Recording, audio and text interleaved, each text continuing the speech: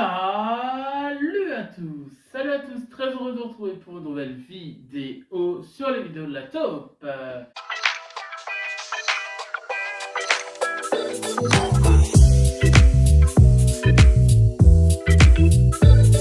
Purchase your tracks today. Et aujourd'hui nous sommes repartis sur les routes de France à la demande de Sylvance 6649 qui m'a mis un petit commentaire sous un ancien épisode de Ça c'est votre ville, puisqu'il voulait que je fasse la ville de Les Essarts-le-Roi. Et ben c'est tout de suite. Alors les Essarts les Essarts-le-Roi, c'est dans le 78, dans les Yvelines, c'est le département des Yvelines. Le code postal c'est 78 690. Les maires qui se sont succédés pendant toutes ces années, il y en a énormément. Donc c'est parti, on y va. Il y a Charlot Charpentier qui l'a été de 1959 à 1965. Guy Fleury qui l'a été de 76 à mars 77. Oui, il y a des petits trous parce que tout n'a pas été mis sur le net ou quoi, c'est très compliqué des fois de trouver. Donc c'est pour ça que des fois vous allez avoir 2, 3 ou 4, 5 ou voire 10 années où il n'y a pas de maire, mais il y en a sûrement eu à l'époque. Monsieur Descaillots, peut-être. Monsieur Descaillots qui l'a été donc de mars 77 à mars 83. Jacques Buissiero qui l'a été de mars 83 à mars 89. De mars 89 à 1995, ça a été Madeleine Derniou. Robert Baranski, j'ai arrivé, Baranski qui l'a été de juin 80. Robert Baranski qui l'a été de juin 95 à l'année 2000. Thierry Grosjean qui l'a été de 2000 à mars 2008. Jacques Bouchet qui l'a été de mars 2008 à avril 2014. Raymond Pommet qui l'a été d'avril 2014 à juillet 2020. Et depuis 2020, le maire, c'est lui, Ismaël Nelhil. Il est maire depuis juillet 2020. Allez, tout de suite, on va continuer avec la jumelle, les jumelés. La ville est jumelée avec Salem en Allemagne. La population, ils sont 6831. Ça, c'est en 2023. Et tout de suite, je vous propose de faire une petite visite quand même de la ville.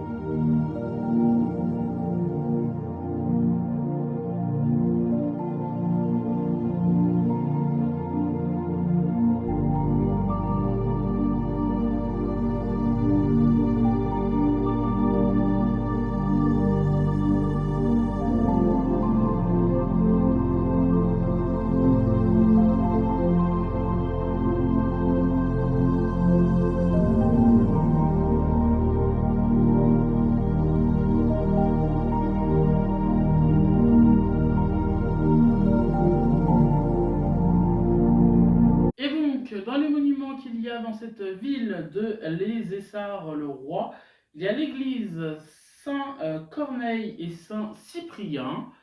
Il y a la chapelle des Lailles, le château d'eau, le château de l'Artoire et l'ancien émetteur de radiodiffusion. Et ouais! Et les populations, eh ben, il y a un comédien qui est connu, qui est né là-bas. C'est Claude Saloui, comédien. Il est né le 8 novembre 1933, ça date.